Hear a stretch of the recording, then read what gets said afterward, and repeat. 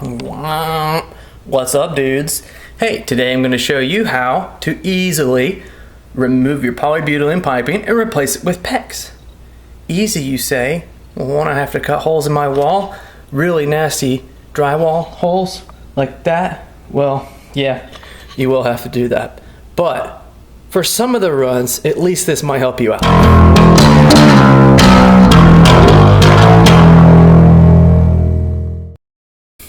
Let's go up here. I just ran all those using this method. And guess what? I reused the existing clips. These were polybutylene pipes, and now they're PEX pipes.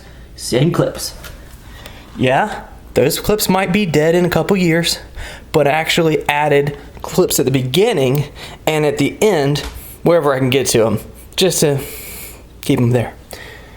All right, so let's go up. We are on the last PEX pipe pull up here. If you can see anything at all. Oh, there it is. So here's my PEX pipe coming out of the wall. There's my wall, the bottom of the wall. And what it's got to do, see if we'll get enough visibility here. Let's move our light over. Kerblam. Okay, let me get up here too. Oh, yes. This is above my main ceiling in my kitchen, and I did not want to cut holes all the way across. And as you can see, there are existing clips all the way across. Now, how do you get the PEX pipe to go through there and in the same place without climbing through your ceiling? What you do is you take this right here, the PEX to polybutylene adapter, and you stick it in the PEX. Then you take your polybutylene pipe and you also stick it in the adapter, just as if you were going to connect to it and tie a complete water line. But we're not crimping it. I'll get to that. Hold a second. I'll actually do this without having a hammer in my hand. Up in a ceiling. So much fun. So, connect it. And you gotta ram it in there, guys. You gotta ram it in. Man. And this is just ½ inch. Alright. So now I got PEX on there, and watch this. Well, first you gotta cut the other side. That's another thing altogether. But the plan is, what you're gonna do is once you got this in here, you're gonna push this along, push this guy down. It's gonna suck because polybutylene sucks, but you'll be able to easily pull the PEX through there. Let's just go. I'll be right back. Let me go cut that other side. Remember, when you cut other sides, you're going to... Dogs bark. When you cut the other side, look out for water. Water's so much fun.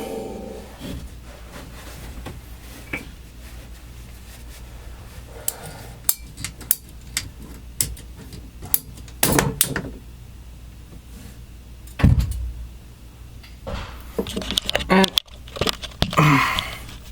while I'm here, I'm gonna cut a more square end to this thing, because you want a square end if you're pulling a long distance.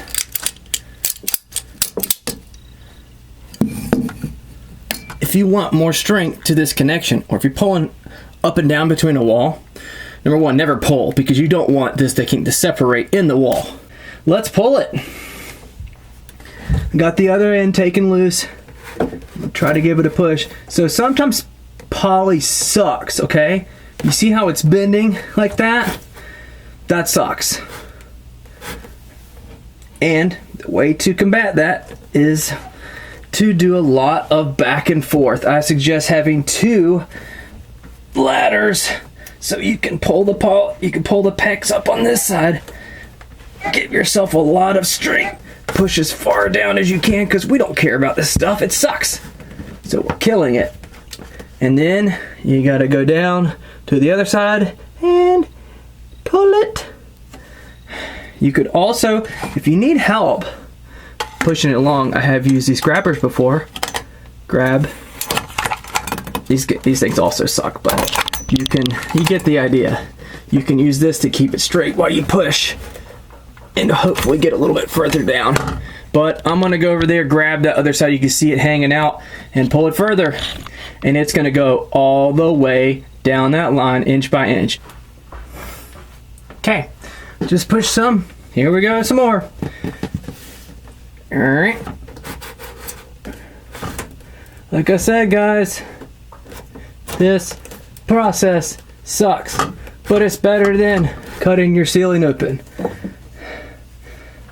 Just doing it inch by inch, man. Got about a foot that time. Well, we got a little bit of a better bend here going. That's a plus. Oh, fail. Now, this PEX piece decided it wanted to try to wiggle off of there. So, we're gonna take it back. We're gonna crimp an end on it. Or we're gonna crimp this transition onto it so it stays in place. And since I love you guys, I'll let you see what that looks like. So take it apart. The polybutylene piece really wants to stay put. So we're gonna go ahead and put this on here. And it doesn't have to be perfect because you're not using this to hold any type of water or anything. So as long as it's on there good, we'll be good.